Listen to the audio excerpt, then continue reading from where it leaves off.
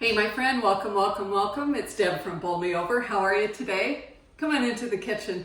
I have a yummy recipe for you. And that is my super easy pull apart cinnamon rolls. They're made with dinner rolls. No bread making involved, but nobody's gonna miss it and I won't tell if you don't. So, okay, let's jump right in. This recipe is really simple and it's one that we've made for years. Mom, I had posted this again on the blog, redid the pictures, all the things, posted it again on the blog earlier this week, and Mom was like, oh my gosh, that's so good. She made it yesterday, and I'm like, okay, now I need to make it again because it's really yummy. So what I have here is some cinnamon, sugar, and brown sugar, and I'm just mixing all of that together. So I'm going to start this up. So just mix it up. Seems like a lot, but it makes a whole platter of deliciousness. So we just want to mix all the ingredients together for that. And it already smells like cinnamon toast. That's like one of my favorite things in the world. Cinnamon toast loaded with butter. Okay. This looks like it's mixed together well, so that's all we're looking for there. Perfect. So now we're going to take our frozen dinner rolls, and we need about 16. And the easy way to do this is if you take the frozen dinner rolls and just pop them into the refrigerator overnight. It thaws them just enough to cut them in half. They're not ready to go yet, but it thaws them just enough to be workable. And we need about 16. We want to not crowd these in the pan. We're just going to have kind of enough to cover it, almost, with some space in between. So the next step, I'll tell you, this is crazy simple. We just want to cut each one in half. So I'm just going to do that with the remaining pieces of dough. Follow along. Okay, easy enough, right? So the next step is I want to butter my pan. I have about a tablespoon of butter. I'm going to generously grease the sides, grease the bottom, and just to make sure for a couple of reasons. I don't want my cinnamon pull-aparts to stick, number one. And number two, that butter, you know, there's times to use pan, there's times to use butter. This time, it's time to use butter. So, next step is super simple. All we need to do is dunk the dough in here, roll it in the cinnamon, and then put it in the pan. So you can do these individually, or just put several in there. And let's see, I'm gonna put this one over here. It's kind of like your fingers, you know. I'm gonna use a spoon because I don't want it to, don't want to make too big of a mess with my fingers.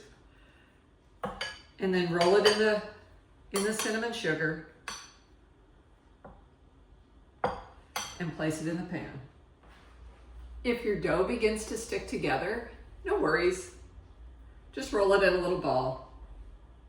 Works just fine. Simple enough, right? So you can see there's some space in between each dough. In fact, see how we left that? There's a little space in between each dough. These are gonna rise. I'm gonna put these in the oven to let them rise. The oven is off, but the oven light is on, and that's just about enough to warm up the oven a tiny smidge.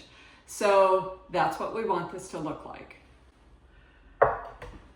Now, personally, I don't see any reason for all this cinnamony goodness to go to waste, right? Only to waste.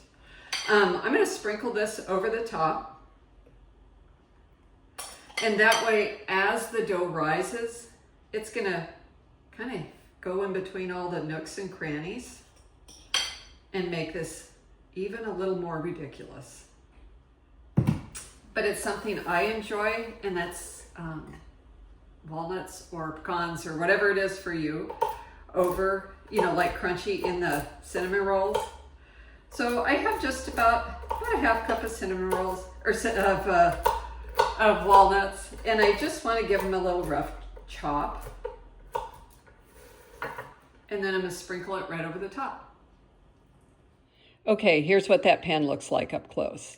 You can see that there's room in between the balls of dough, and we'll come back in a couple of hours and you'll see how much it's risen. Okay, makes sense, right? So now you can cover this with a tea towel or cover it with plastic wrap. I'm gonna use plastic wrap.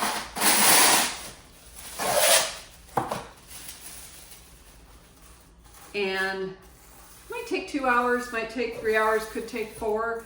I'm just gonna keep an eye on it, and I'll come back and I'll show you what they look like once they've doubled in size. I'll see you in a minute. And just like that, it has been 2.5 hours. This didn't take long at all. And just look at this. Look, it's just puffed. It's certainly doubled in size. It's definitely time to put this in the oven. Kind of surprised me. I thought it'd be closer to 3 hours, but 2.5 hours.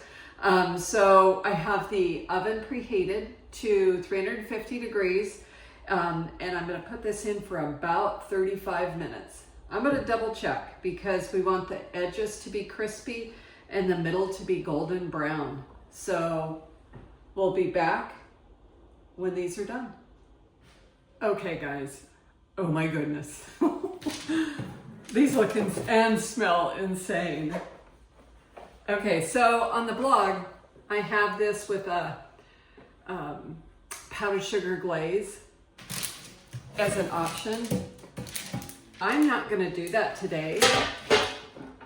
And if I was to use the powdered sugar glaze, I would put it right over top of these in the pan. But I'm not gonna do that. I'm gonna flip this over. So here's to a wing and a prayer. Flip this over, and I have a parchment paper lined cookie sheet. And just look at this. Oh goodness. This is heaven in a pan. And let me tell you, this is going to be one of those moments when I can skip through the neighborhood and all my best friends are going to show up in a heartbeat because I'm going to give some of this away for sure. But just look at how crazy delicious that is. The cinnamon and sugar has caramelized. There's nuts sprinkled here and there. This is sticky sweet and good. Let me grab a plate. Hang on. Because we all know that this is best hot out of the oven. These are great like on day 2 as well. But, oh boy.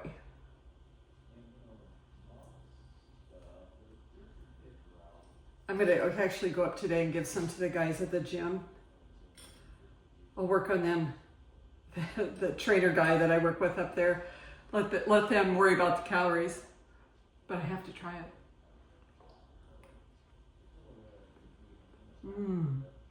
Sticky sweet is the best description there. Perfectly caramelized. They're light and fluffy because we let them rise. And that's what happens when you let them double in size. Oh goodness. You know what? It's just gonna get stickier. So if you haven't ever made like pull-aparts, cinnamon pull-aparts, this is the recipe to start with. It's so easy. There's no making bread dough, all the things. Instead, you just get to unthaw the dough, mix it together, let it rise, and bake it in the oven. Perfect for a Sunday morning brunch. Of course, holidays, you know, but what fun. And then if you let it cool completely, you can even slice this and then pop it in the toaster for toast. There is nothing wrong with that either. So anyway, Deb from Bowl Me Over. I hope that you give this a like, comment below if you have a question. Head over to the blog if you'd like to see the recipe that has the powdered sugar glaze over the top. Appreciate all the comments. Thanks so much for watching. We'll see you next time.